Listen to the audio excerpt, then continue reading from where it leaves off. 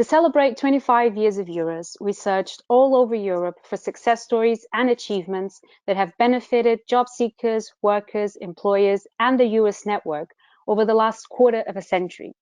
The story you're about to hear features in a collection of EURES 25 podcasts, so make sure you check out the rest of them on the EURES portal.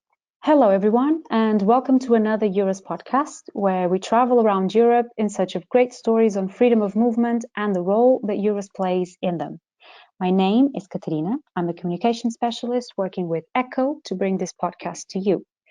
This time, we're traveling to Spain to meet Rafael Pérez Garcia, a EURES advisor who is largely responsible for the very successful Nordic-Baltic Job Days held every year in Madrid. Welcome, Rafael, and thank you so much for sharing your story with us. Let me start off by asking you to tell us a few words about your professional career at EURES and your involvement with the Nordic-Baltic Job Days. Yes, of course.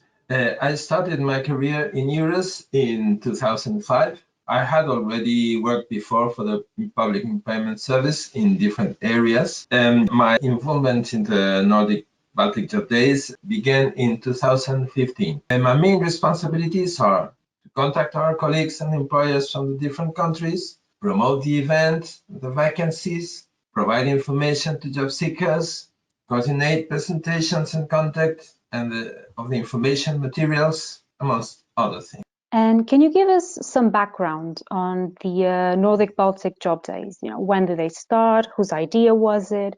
What did you hope to accomplish? And were they on-site and online from the very beginning? Yes, the first one was organized in December 2015, and it has been held biannually ever since. So last year was the third one. The working team that deals with vacancies from Nordic and Baltic countries in Spain had the idea of joining forces to promote vacancies, information and advice in these countries on a particular date and place, using the European Online Job Day portal for promotion and transmission.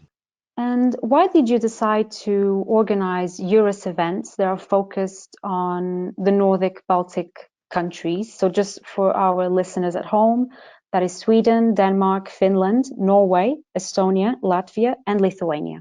Well, we think that it's very convenient to organize EURES events that focus on a particular geographical and/or professional sector. So in this case, these are countries with which EURES Spain has had a permanent collaboration. So it's only natural that the Nordic-Baltic team, EURES advisors and employers from these countries participate in this very visible event. And what tangible benefits has this strong alliance with your Nordic and Baltic colleagues brought to EURES Spain?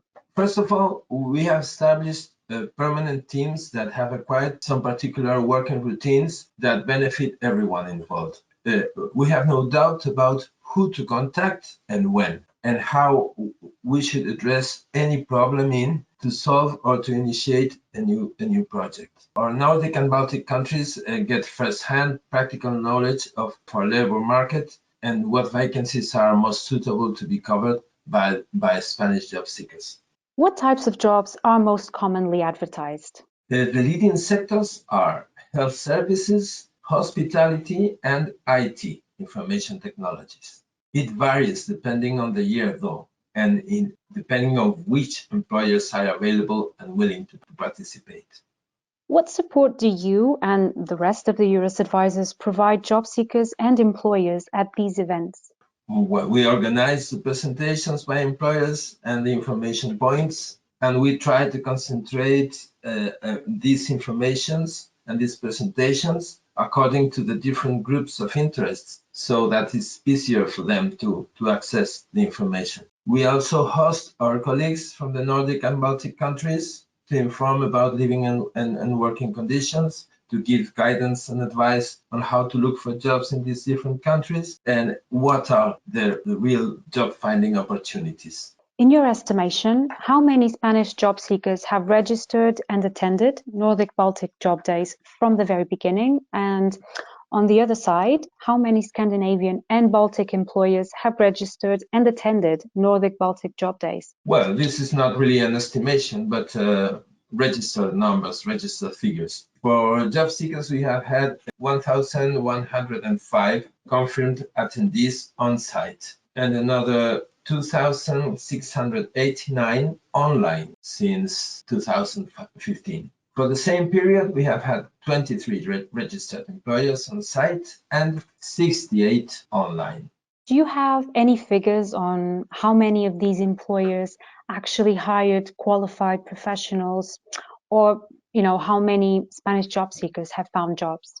Yes, based on our on-site surveys with the employers, there have been as many as 186 placements being processed as a result of contacts made using the European Online Job Days platform and plus attendance on site. It is difficult to know how many of these have eventually led to an employment contract, but we estimate up to 30% of them. Finally, Rafael, why should a job seeker attend a Nordic-Baltic Job Day, and what is the added value for an employer? Well, this is not an event for all job seekers, but for the ones with at least high or intermediate level of English and a professional profile in line with vacancies previously published in our European Online Job Day platform, especially in the fields of hospitality, like chefs, for example, in the health services, like nurses, nurse assistants, pharmacists, opticians, in the IT sector, and in engineering specializations. To those that match these profiles, their attendance to our Nordic-Baltic Job Day will give them a solid guidance in how to find the ideal jobs in these countries and eventually participate in the selection process. For employers, it's tremendous help in disseminating their company info and vacancies and targeting specific target groups that can participate later on in an on-site and/or an online session. It definitely puts them in contact with the right job seekers. And, it's all thanks to this network of hardworking EURES advisors from Spain, like yourself, Rafael, but also from Sweden, Latvia, Estonia, and all the other Nordic and Baltic countries. Thank you so much, Rafael, for sharing your experience with us today. And thank you for listening. And I hope you join us for our next EURES podcast. Thank you very much, Katrina.